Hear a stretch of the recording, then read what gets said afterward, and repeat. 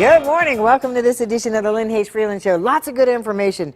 Interestingly, we're going to be talking about August Wilson from two different perspectives. There's an August Wilson Day celebration, and guess what? The August Wilson Center for African American Culture, yep, that is officially the name.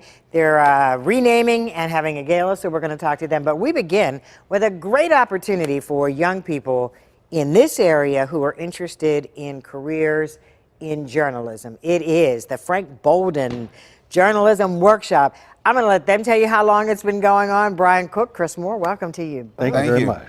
Before we talk about that, how long the workshop's been going on, I just need to say that I would pretty much guarantee that any African American from the Pittsburgh area that's interested in communications has gone through that workshop. Yeah. Oh, well, not quite, but a lot have, and we're very proud of many of our graduates who are out there winning Pulitzer Prizes at the Washington Post, like Keith Alexander is, and Sharon Epperson, who's doing quite well in New York.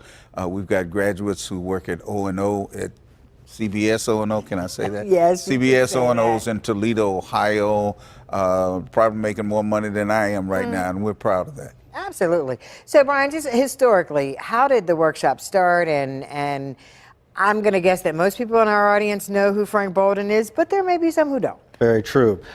Since 1983, the Pittsburgh Black Media Federation has had the Frank Bolden Urban Multimedia Workshop. It was once called the Urban Journalism Workshop. Okay. But you know, since our Changing business, times, our business is changing exponentially. So we changed it from the Journalism Workshop to the Multimedia Workshop. And my good friend Chris Moore, we call him Pops, or the father of the organization. He's been there all 36 years. So we're just so excited, you know, that he's still here and he's doing yeoman's work. He and Olga George of KDKA have done yeoman's work with this program. And we've, as Chris said, we've had a lot of young people come through our organization and our program, and they've done some amazing things in the business. And Frank Bolden, of course, you know, a longtime writer with the Pittsburgh Courier, now the new Pittsburgh Courier, exactly, city editor, exactly. You know, did a tremendous job. He knew how to turn a phrase, and he was actually Chris Moore's mentor. That's an understatement, huh? Yes. Oh, Chris Moore's mentor, you know,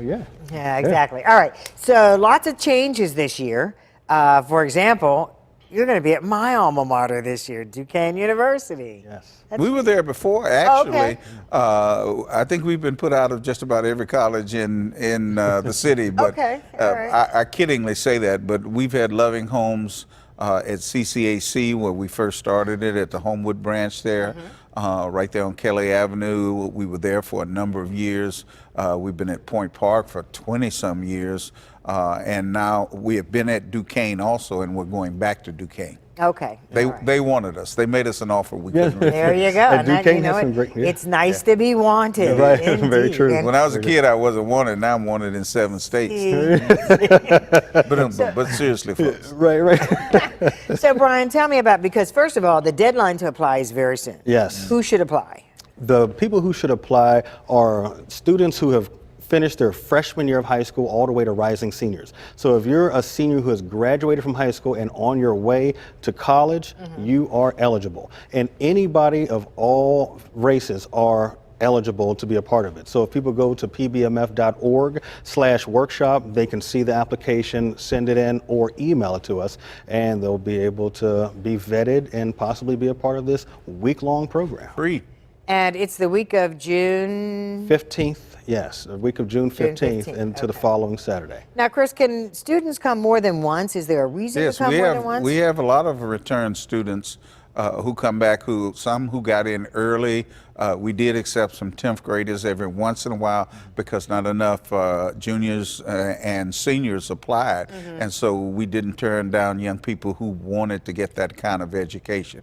I might add that I always say that this is a workshop, not a play shop. So if you're going to spend a week of your summer with us, you're going to learn something, and you're going to be good to go when you finish it.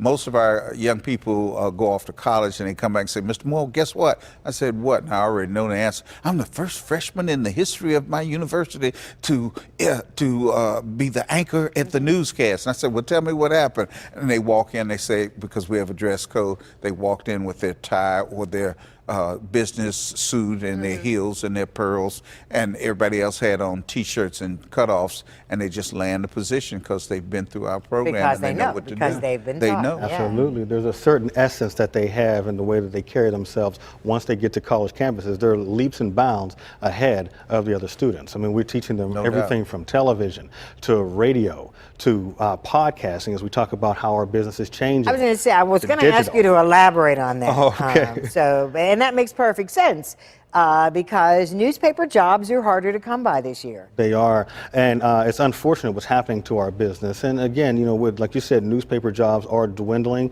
However, we're teaching these students to learn how to write in newspaper style, you know, how to punch a strong lead at the beginning of your story. You'll still know what a masthead is, you know, because you want to know the true essence of the history of our business, but a lot of that is going to digital, so we want to make sure that they have the fundamentals they need to be successful. Absolutely. And we teach them other things too, things that they can use no matter what profession they go in, how to dress for an interview, how we have a dress code at the workshop. Our students stand out. When we were at Point Park, I had everyone from facilities management to the head of security come to me and say, Mr. Moore, your kids stand out. We know them. We love to have them here. And we've been told that a lot because we have a code of honor and a dress code, punctual, be on time for my meetings, that sort of thing.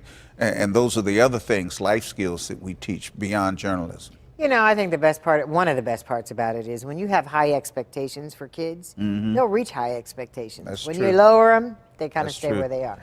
I don't want to run out of time. The deadline to apply, and how do you do that again? Yeah, the deadline to apply is April 30th, and people can go to pbmf.org/workshop. And final question for you, Chris. Yeah. Are there other requirements other than a burning desire to want to do this? No, that's all you have to have, and the time and the willingness to be there with us, because we will drive you. This is a workshop, not a play shop. Oh, yeah, I've seen the way you drive this. Gentlemen, thanks so much for joining us. Thank you. And of man. course, this will all be on our website at kdka.com. Understand it. You keep doing what you're doing, young lady. We're proud of you, okay? Absolutely. We admire your work. Indeed. Well, Yep, thank absolutely. you. We're going to take a commercial break. August Wilson from a couple different perspectives, so don't go away.